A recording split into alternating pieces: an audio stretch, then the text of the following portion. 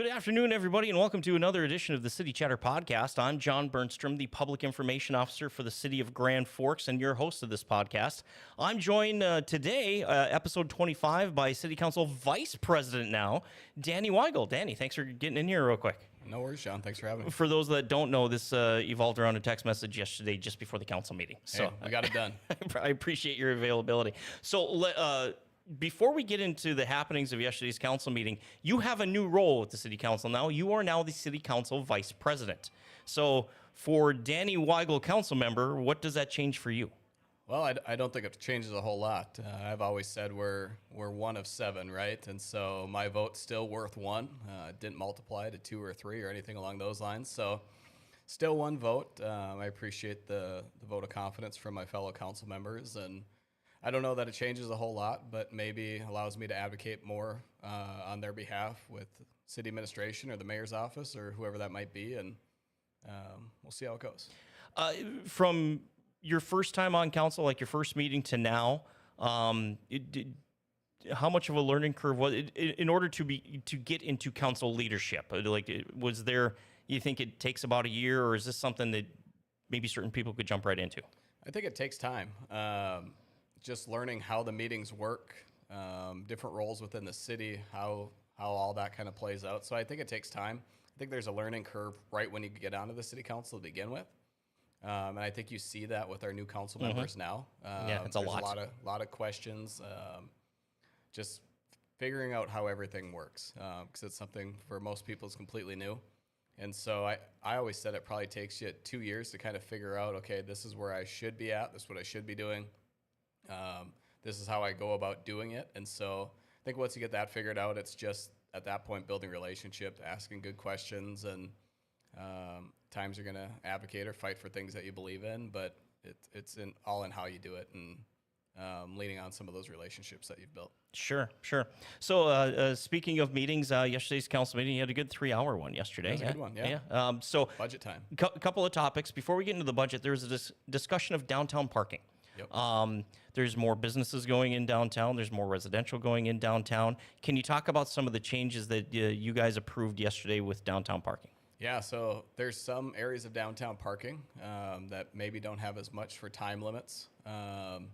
Obviously, going to Central High School, we always knew about the 2-hour time limits right around, in and around Central, so we won't mention how many times I jumped out in between second hour and third hour to move my car, but it's kind of taking some of those with some of the new business, some of the new buildings going in downtown, maybe streamlining it.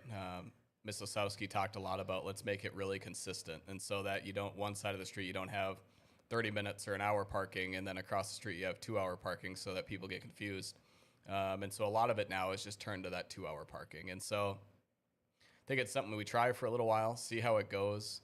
I know there's some businesses that we're used to being able to park, essentially 8 to 5 during business hours all day without having that issue. And so I feel for them. I know, I believe they're going to go with some permanent spots as well in one of the city's own parking lot. And hopefully we can work through some of the bumps that might come with it. And that's interesting because you talk about perspective, right? If you're a visitor downtown looking to go to a restaurant or whatever, a couple hours is just fine. That's no big deal. If you work downtown, all right, yeah, I'd like to not have to hop out and move my car all the time. Correct. And then there's more and more residential downtown all the time. So I mean, I appreciate you saying we'll see how it works, because there's a lot of moving targets on that. There is, and I think that's what you have to do. I'm not opposed to trying new things, trying something different, but at the end of the day, we need to get the feedback of the people that do work down there, that do live down there, that do frequent down there, and see how that goes. I've visited downtown many times. I wouldn't say it's once a month or anything like that, but I've never had an issue finding a parking spot. And so I think there's parking down there. Sometimes you just got to get a little exercise and maybe walk a block, or utilize if somebody needs some of the handicap spots or something along those lines. Sure. It's different for everybody, but I think it's a Midwestern thing. It is. Like, I'm going to a business, I should be able to park in front of that business and do my business and then leave. Yep. And that's maybe not the case all the Well, time. and I think that's some of the risks that, business owners take by having a downtown location. For people that maybe don't know, we have winter. It gets cold and it gets snowy, and so Some places around town, you can go into a Target or Walmart, park right in their parking lot, and go right in, not have an issue. Downtown, you might have to walk a block. But Right. that's one of the, if you want to call it a risk by owning a business downtown, that comes with that. Yep, yeah, that's part of the deal. Okay, so probably the biggest discussion last night was the preliminary approval of the 2025 budget. So I'm just going to go through the stats here real quick of what was, Yep. there's lots of votes, lots of motions of what was finally approved. A 2.93 mil reduction. Yep. What that translates into is with inflation and everything. So it's a 55 cent a month increase on every 100 grand of a home. So at my house, it ends up being about $1.50 Yep. a month. I will say this as a property owner. I mean, there's inflation and everything. I think that's pretty responsible. But your perspective on what was passed yesterday? I think it's a good start. Ultimately, I'd still love to get down to a net zero where there's no increase on the city portion of property taxes. I think that everybody's feeling it a little bit these last couple of years. And so how can we do our part as city government? Obviously, we can't control what the school district does. We can't control what the park district does. We can't control what the county does, or really what even the state does with some of their property buy down or property tax buy downs, whatever the case may be. But how can we as a city get our property taxes where they're a net zero? And so I brought a motion up to see if we couldn't get there, save a little bit more money. And ultimately that was defeated. And so we're at that, 2.93 or something along those lines. Yep. And so we still have some time to do some work, and we'll see if we can find some more efficiencies and see if we can't get it down there. I thought it was interesting watching that discussion yesterday, as there was a lot of 4-3 votes, whether for or against, but it wasn't the same 4 and it wasn't the same 3. It depended on the topic. It did. I thought that think was it's really interesting. good. It's really good conversation. I think that everybody, again, when you go back to the council vice president role, again, at the end of the day, I'm still one vote. Dana is one vote. He might be the president, but he still only got the power of one vote. And so we don't have a lot of those. So it was good conversation. I think everybody had their own reasons on why they voted the way they did. And I don't hold anything against anybody that did. So you've been on council for a while now. These budgets are big. They're complicated. There's from year to year, they're very different depending on federal money or state money or projects we have coming up, all that fun stuff. So we just passed preliminary approval. The final approval is until September. So it's going to sit and marinate there for about 6 weeks. As a council member in years past, how much feedback do you get from constituents in this 6-week window? I think it all depends on what they read with the preliminary passing. Obviously, if hasn't happened in a long time, but if you were to raise mills, I think you'd have a lot more feedback from constituents. But I know both under Mayor Brown, under Mayor Bochensky, there's been that appetite to cut mills where you can, which helps on the burden of their taxpayers. But I don't know that I'll get much feedback from constituents. I hope I do. I'd love to hear what their thoughts are. One of the things that I tried cutting was employee raises, which obviously isn't ever very popular, and I get that. But the one thing I looked at is there was very healthy raises last year for city employees as we adopted that new pay scale, that new pay plan for city employees. This year it was a 2.5% step increase, as well as the ECI, which largely focuses on inflation. Right. It's a federal number or something, isn't it? Yeah. Yep. So it focuses on that, and the mayor proposed funding it at 75% of that, which added another 3.7% ish. And so I was looking at cutting that down to 50% funding, which would ultimately still add up to a very healthy raise. I saw Fargo last night just passed their preliminary budget with a 4.5% raise for employees. And so we would have been right in line with that, still with a healthy raise last year. And so we'll see where it goes. It ultimately failed last night, but doesn't mean it can't change in the future. And I think that would have gotten us really close to that number of, I believe, 4 mills that we needed to buy down in order to have a 0% increase for our residential values. And so just so residents are aware, so preliminary approval, it's not final yet. Correct. As a council, you can still make changes to it. You just can't increase it by increase the total. Like Correct. you can trade within the budget, Yep. but you can cut. Yeah, so I think the budget's right around 299 million, somewhere in there. And so that's set. That number's set, but that doesn't mean we can't. We can decrease the budget all we want. No, we just can't increase it from this point on. Yep, yep. Speaking of budgets, this is not one of these topics here, but it just impacted you. We got a lot of road construction going on this year, and we're going to have a lot next year too. Just as a council member, you guys see these probably months before a shovel hits the ground.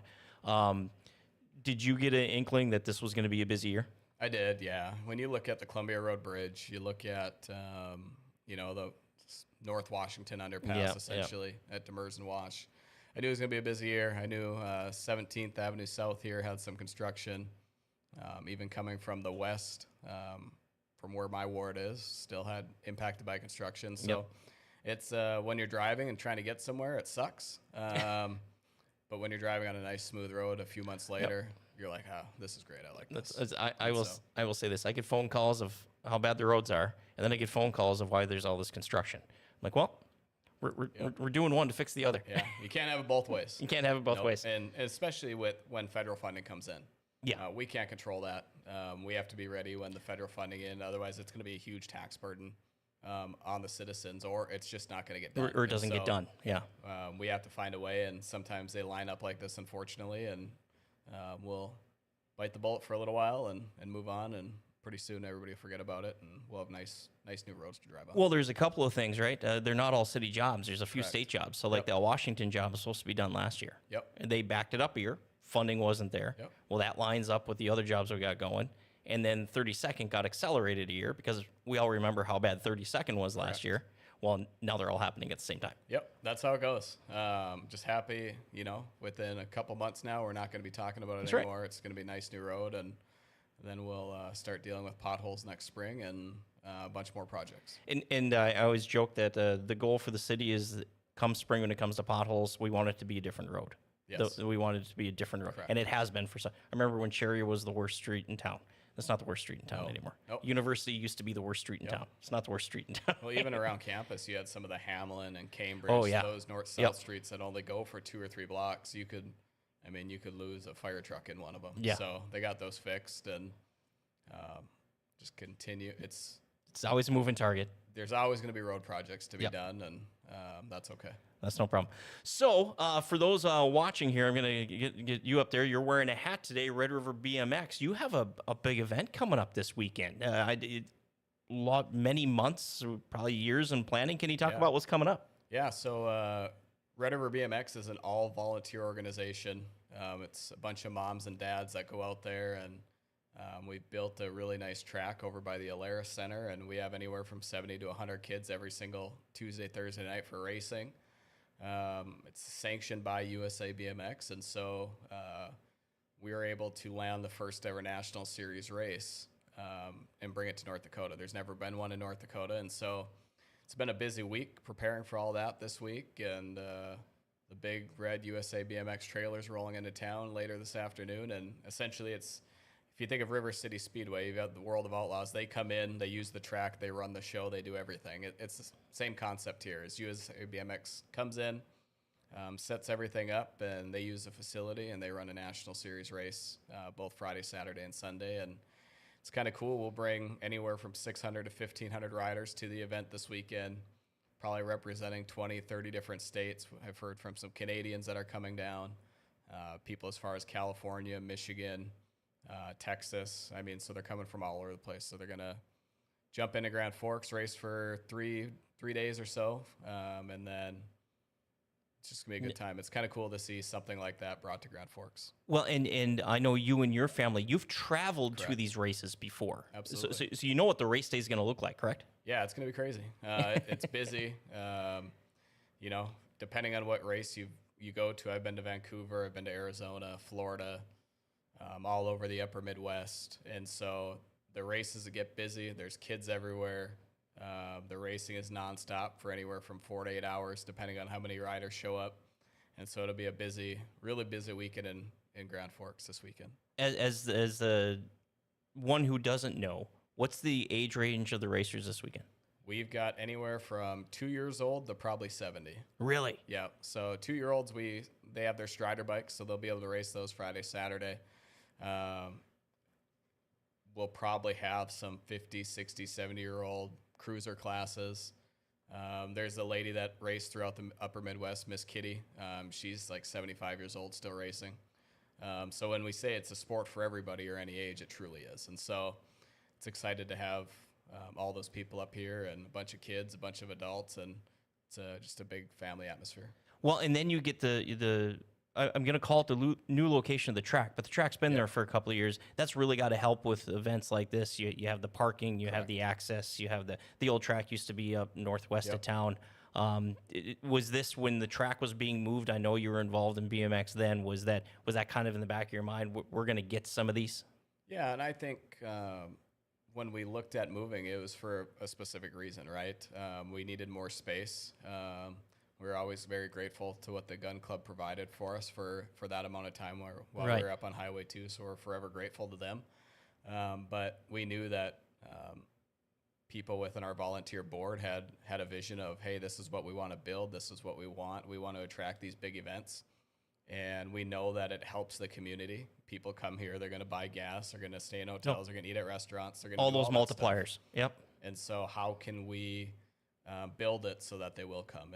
And we've put in a lot of work from, adding a timing system so that it's required by USA BMX. So a kid can have a transponder on the front of their bike, and when they run over a loop, it tracks it down to 1,000th of a second. Oh, wow. And so that we've been fortunate to get some new LED lighting out there, and like I said, it's just a bunch of moms and dads literally pulling in the same direction to get stuff done. So it's great to see. No, that's awesome. Good luck this weekend with that. What's harder, being a council member or an event planner? Event planner, 100%. There's always something, right? Because somebody will call you and say, hey, something happened, now we need a hotel room. That's right. Or now we need this, and it's like, okay, well, let's see what we can do. And lucky for us, we've been preparing for this for months now. We've had I'm an Excel sheet guy. Oh, yeah. And so everything I do goes on an Excel sheet, if it's more than just one or two. And so we've had those sheets roaming around and scratching things off and adding new things. And now we're here, and we just got to get it done. No, that's awesome. That's awesome. All right. So your big event coming up. You've been following the Olympics. BMX Correct. is an Olympic sport. It is an Olympic sport.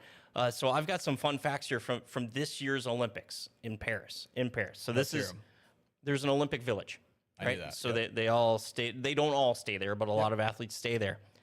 How many meals per day do you think the Olympic Village serves? Because they do serve them food. It's like being on a college campus.